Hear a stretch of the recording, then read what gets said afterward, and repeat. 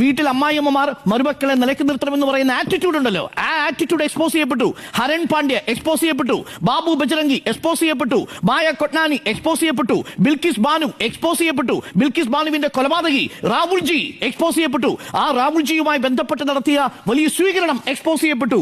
ഈ അഹമ്മദാബാദിലെ 2000-ഓളം വരുന്ന കൊലപാതകങ്ങളുടെ ഉത്തരവാദിത്വം ആർക്കാണെന്ന് കേരളത്തിലെ കുട്ടികൾ മനസ്സിലാക്കി. വംശഹത്യയായിരുന്നു അത്, ജീനോസൈഡ് ആയിരുന്നു അത്, it's not A mere riot എന്നുള്ളത് ജനങ്ങൾ മനസ്സിലാക്കി. ആ സിനിമയുടെ ത്രെഡ് അതാ. നിങ്ങൾക്ക് 24 കട്ടിൽ നോക്കൂ, 7 കട്ടുകൾ ബാബു ബജരംഗിയുടെ പേരെടുത്തു മാറ്റിയതാ. ചരിത്രത്തിൽ നിങ്ങൾക്ക് എടുത്തു മാറ്റാൻ പറ്റില്ല.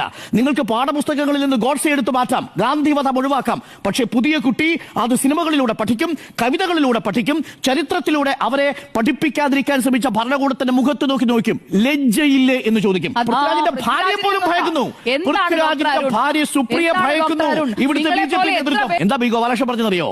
മല്ലിക സുമാരൻ ആദ്യം പോയി വീട്ടിലിരിക്കുന്ന മരുമകളെ അമ്മായിയമ്മ നിലയ്ക്ക് നിർത്തണമെന്ന്. കേരളത്തിലെ 2K കിഡ്സാ ഇത് കണ്ടുകൊണ്ടിരിക്കുന്നത്. കേരളത്തിലെ ഇത് കണ്ടുകൊണ്ടിരിക്കുന്ന ഏതെങ്കിലും ഒരു പെൺകുട്ടി ബി ഗോപാലകൃഷ്ണന്റെ സംഘപരിവാർ ബോധം പിൻപറ്റുമെന്ന് ഞാൻ കരുതുന്നില്ല. എക്സ്പോസ് ചെയ്തിരിക്കുന്നു സംഘപരിവാറിനെ. എങ്ങനെ എക്സ്പോസ് ചെയ്തിരുന്നത്? അമ്മായിയമ്മമാർ വീട്ടിൽ നിലയ്ക്ക് പെണ്ണുങ്ങളാണ് കേരളത്തിലെ ബഹളം വയ്ക്കല്ലേ, പറഞ്ഞു ഉണ്ടാവും, തുറന്നു കാട്ടപ്പെടുമ്പോൾ